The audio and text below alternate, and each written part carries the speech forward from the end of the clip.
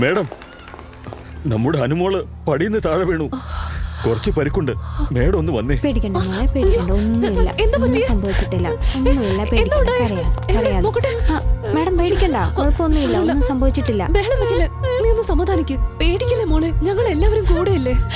ചേട്ടാ, ഇവിടെ കാറുണ്ടോ? Car, auto, taxi? ഒന്ന് പെട്ടെന്ന് ഒന്ന് വിളിച്ചോണ്ട് വരുമോ? വിളിച്ചോണ്ട് വരാം. നമുക്ക് ഉടനെ തന്നെ ഡോക്ടറെ കാണാട്ടോ. അവിടെ പോയി കഴിഞ്ഞാൽ എല്ലാം ശരിയായിക്കോളും. പതുക്കെ എഴുന്നേക്ക്, സൂക്ഷിച്ച്. അങ്ങനെ തന്നെ. ബ്രീത്തിങ് ഗൈസ്, പ്രോപ്പർ ആയിട്ട് ബ്രീത്ത് ചെയ്യ്. അപ്പോഴേ നമുക്ക് ജയിക്കാൻ പറ്റൂ. Come on, come on, you need to breathe also. അങ്ങനെ തന്നെ. Come on. Good, lovely. Super. നീ വളരെ ധൈര്യമുള്ള പെൺകുട്ടിയാണല്ലോ. ഇത് വേഗം തന്നെ ശരിയായിക്കോളും കേട്ടോ. നീ ഒന്നും കൊണ്ടും പേടിക്കണ്ട. Very good. ഇതാ കഴിഞ്ഞു. അല്ല ഡോക്ടർ, ഇവക്ക് കാര്യമായിട്ടൊന്നും പറ്റിയില്ലല്ലോ. ടി എടുക്കേണ്ട ആവശ്യം വരുമോ? അതിന്റെ ഒന്നും ആവശ്യമില്ല. ഇത് ചെറിയൊരു പരിക്കല്ലേ. അവൾക്ക് ഭാഗ്യമുള്ളോണ്ടാ തല പോയി ഇടിക്കാഞ്ഞ്. അവളെ ഇപ്പൊ തന്നെ വീട്ടിലേക്ക് വിളിച്ചോണ്ട് പോവാം. Thank you so much doctor. പതുക്കെ. അങ്ങനെ. ഏട്ടനോട് ഞാൻ വിളിച്ചു പറഞ്ഞിട്ടുണ്ട്. വന്നോണ്ടിരിക്കുക, ഇപ്പൊ എത്തിക്കോളും. എന്തുപറ്റി ഹനു? എന്തുപറ്റി? കുഴപ്പമൊന്നുമില്ലല്ലോ. ശ്രദ്ധിച്ച് നടക്കണമെന്ന് ഞാൻ നിന്നോട് എപ്പോഴും പറയാറുള്ളതല്ലേ. എന്തിനാ അവളിങ്ങനെ വഴക്ക് പറയുന്നേ? ഇവക്കൊന്നും പറ്റിയിട്ടില്ല. പെട്ടെന്നല്ല ശരിയാവും. ചെറിയ മുറിവല്ലേ ഉള്ളൂ. നമ്മുടെ ഈ അനു ഉണ്ടല്ലോ, അവക്ക് ഇപ്പൊ ഇത്തിരി വാശി കൂടുതലാ.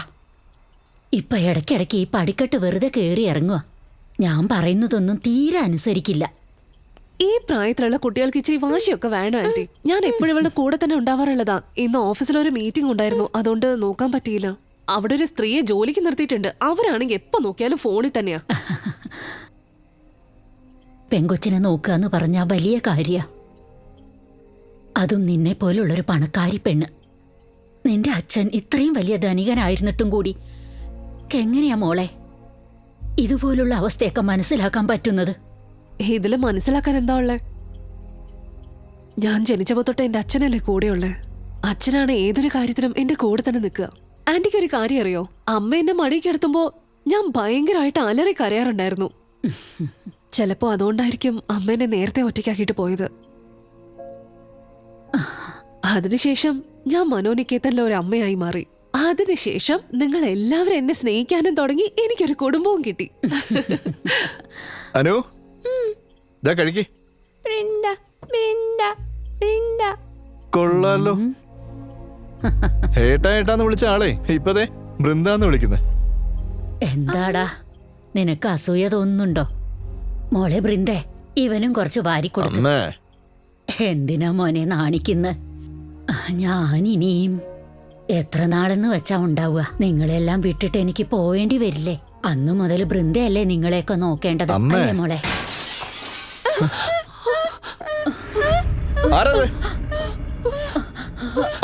ആരാന്നാ ചോദിച്ചേ? എന്താ മിണ്ടാത്ത? ആരായാലും മര്യാദയ്ക്ക് മറുപടി പറഞ്ഞോ. ഇവരുണ്ടല്ലോ പേടിത്തൊണ്ടന്മാരാ. നമ്മള് പേടിക്കുന്ന അവര് വിചാരിക്കുന്നു.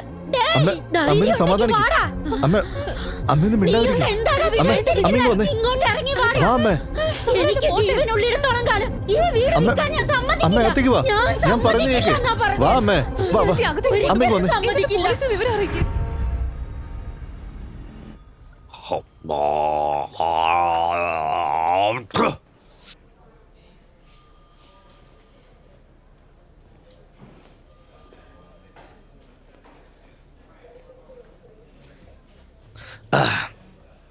വീടിന്റെ കണ്ണാടി ആരോ പൊട്ടിച്ചു അല്ലേ? അതിരിക്കട്ടെ, ഈ വീടിന്റെ കേസിന്റെ ആംഗിൾ ഞാൻ എങ്ങനെയാ എടുക്കേണ്ടത്? കണ്ണാടി പൊട്ടിച്ചതായിട്ട് എടുക്കണോ അതോ? പക്ഷെ അങ്ങനെ എടുത്താൽ ഈ കേസ് സെക്ഷൻ 509 വരുന്നേ. ആക്രമിക്കാൻ ശ്രമിച്ചാൽ സെക്ഷൻ 324. അഥവാ അറ്റംപ്റ്റ് ടു മർഡർ ആണെങ്കിൽ 307 വരും. മർഡറിന്റെ സെക്ഷൻ നിങ്ങൾക്ക് അറിയാമല്ലോ, അത് 302. ഇപ്പൊ നിങ്ങൾ തന്നെ പറ, നിങ്ങൾക്ക് എന്ത് സെക്ഷൻ സൂട്ടാവുമെന്ന്? നിങ്ങൾക്ക് റൂൾസ് ഒന്നും അറിയില്ലേ? എന്തിനാ രക്ഷപ്പെടാൻ നോക്കുന്നത്? FIR ഫയൽ ചെയ്തിട്ട് ഇൻവെസ്റ്റിഗേഷൻ അങ്ങ് ആരംഭിച്ചു. കൊള്ളാമല്ലോ. നിങ്ങളൊരു ലോയർ ആയിരിക്കും അല്ലേ, അല്ലെങ്കിൽ ഒരു എക്സ് ലോയർ? എനിക്കൊരു കാര്യം പറഞ്ഞേ, എപ്പോഴും ഈ ലോയർമാരെ ഞങ്ങളെ അങ്ങോട്ട് ഭരിക്കാൻ തുടങ്ങി എങ്ങനെയാ? കൂടാതെ ജേർണലിസ്റ്റുകളും വന്ന് ഇപ്പൊ ഇവരും ദിവസം ഞങ്ങളുടെ പിന്നാലെയാ. സർ, ഇതൊരു സീരിയസ് ഇഷ്യൂ ആണ്. നിങ്ങൾ പറയുന്ന കേട്ട തോന്നും വല്ല പിള്ളേര് ക്രിക്കറ്റും കളിച്ച് ഗ്ലാസ് പൊട്ടിച്ചതാന്ന്. ഞങ്ങൾ നടന്ന കാര്യങ്ങളൊക്കെ വളരെ വ്യക്തമായിട്ട് പറഞ്ഞതല്ലേ. സസ്പെക്ട് ആരാന്നും പറഞ്ഞു കഴിഞ്ഞു. എന്നിട്ട് നിങ്ങൾ തമാശ പറയാ? വേറെന്ത് ചെയ്യണം? ഞാൻ പരാതി എഴുതണോ? അതായത് കൗൺസിലർ ആകാശ് പാലും MLA ആർണബ് ബ്രായും ഒരു വലിയ കല്ലിങ്ങോട്ട് എടുത്തോണ്ട് വന്ന് ക്യാൻസർ പേഷ്യന്റ് ആയ അമ്മയുടെ ദേഹത്തേക്ക് വലിച്ചെറിഞ്ഞെന്ന്. എന്നാ കല്ലിന്റെ സ്പോൺസർ ആരായിട്ട് എഴുതാം? അമേരിക്കയിലുള്ള ഇവന്റെ ചിറ്റപ്പൻ ഗോപേഷ് റായ് എന്ന് ഞാൻ അങ്ങോട്ട് എഴുതട്ടെ. സർ, നിങ്ങൾ നിയമത്തെക്കാൾ ഇവിടെയുള്ള പല പേരുകളെയാണ് പേടിക്കുന്നത്. നിങ്ങൾ എന്താണ് FIR ഫയൽ ചെയ്യാത്തത്? ആ പൊട്ടിയ കണ്ണാടി കൊണ്ട് ആർക്കെങ്കിലും എന്തെങ്കിലും പരിക്ക് പറ്റിയിരുന്നെങ്കിൽ നിങ്ങൾ എന്ത് ചെയ്യായിരുന്നു? ഇങ്ങ് നോക്കിയാ നിങ്ങളുടെ വീട്ടിന്റെ കണ്ണാടിയല്ലേ അവര് പൊട്ടിച്ചത്? അല്ല, നിങ്ങൾ എന്തായി പ്രതീക്ഷിക്കുന്നത്? ഞാൻ വാങ്ങി വെച്ചിട്ടുള്ള ആകെ ഉള്ള എന്റെ 2 ബെഡ്റൂം ഫ്ലാറ്റ് വിട്ടിട്ട് എങ്ങോട്ടെങ്കിലും പോണോന്നാണോ? ഒരു പോലീസായ സാറെന്തിനാ എങ്ങനെ പേടിക്കുന്നത്? നിങ്ങൾ ലൈസൻസ് ഉള്ള ഗുണ്ടകളാണോ? പേടിയോ? പേടിയുണ്ട്, പേടിയുണ്ടെന്നേ. ഞാനൊരു മിഡിൽ ക്ലാസ് ആയത് കാരണം പേടിക്കുന്നേ. പേടിച്ച് എനിക്കത് ശീലമായി. എന്ത് ചെയ്യാനാ? വീടിന്റെ പുറത്തിറങ്ങുമ്പോ കൂടുതൽ ധൈര്യം കാണിച്ചാലേ പിന്നെ എന്റെ ജീവിതം അങ്ങോട്ട് ഇല്ലാണ്ടാവും. ലോയർ സാറിന് ഇതൊക്കെ മനസ്സിലാവും തോന്നുന്നു. ഞാനൊരു കാര്യം പറയാം, നിങ്ങൾ പറഞ്ഞ പേരൊന്നും എഴുതാൻ പറ്റില്ല. നിങ്ങൾ പറഞ്ഞ പരാതി ഞാൻ അങ്ങോട്ട് എഴുതിക്കോളാം. പിന്നെ വേണമെങ്കിൽ വീട്ടിലോട്ട് വന്ന് ഒരു ചായയും കൂടെ കുടിച്ചേക്കാം. പഞ്ചാര വേണ്ട. എൻ്റെ അടുത്തൊരു കാര്യം പറഞ്ഞേ. നിങ്ങൾ രണ്ടുപേരും കുറേ കാര്യം എൻ്റെ അടുത്ത് പറഞ്ഞതല്ലേ? നിങ്ങൾക്ക് ഞാനൊരു അഡ്വൈസ് തന്നോട്ടെ. ആ അഡ്വൈസ് ചിലപ്പോൾ ജീവിതത്തിനൊക്കെ ഉപകാരപ്പെടും. നിങ്ങൾ എന്തിനാ നിങ്ങളുടെ ചിറ്റപ്പൻ്റെ കൂടെ മത്സരിക്കാൻ നിൽക്കുന്നേ? അദ്ദേഹം വലിയ പുള്ളിയല്ലേ. അതിനൊക്കെ പകരം നിങ്ങൾക്ക് ഇത് സംസാരിച്ച് തീർത്തൂടെ? ഞാനിത് പറഞ്ഞതേ നിങ്ങളുടെ നല്ലതിന് വേണ്ടി തന്നെയാ. ഇതിനെക്കുറിച്ചൊന്ന് ആലോചിക്ക്. അതാണ് നിങ്ങൾക്ക് നല്ലത്.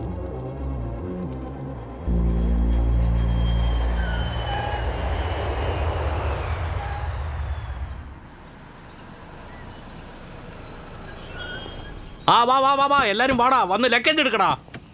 ഞാൻ വരുന്ന കാര്യം MLA അറിയിച്ചിരുന്നോ? സാറിപ്പോ വരുന്നേ, മീറ്റിംഗ് ഉള്ള കാരണോ പോയേക്കുന്നത്. ഓ ശരി മനസ്സിലായി. വിഷ്ണു, പേപ്പേഴ്സ് എല്ലാം റെഡിയാണോ? Yes sir.